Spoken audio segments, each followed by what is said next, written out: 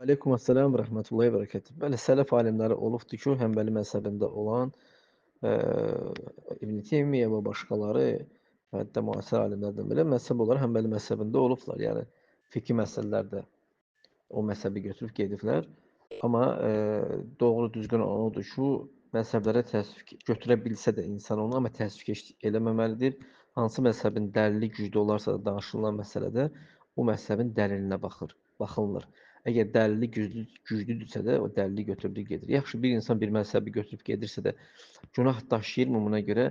Əgər bu insan alimlərdəndirsə də və özü ayələrə, dəlillərə baxıb eee tərcih edə bilirsə də və onun üçün də biri racih olur, götürüb gedirsə də heç bir işgəli yoxdur. Amma sıravi insanlardansa da eee, bir məzhəbə tabe olub gedə bilər.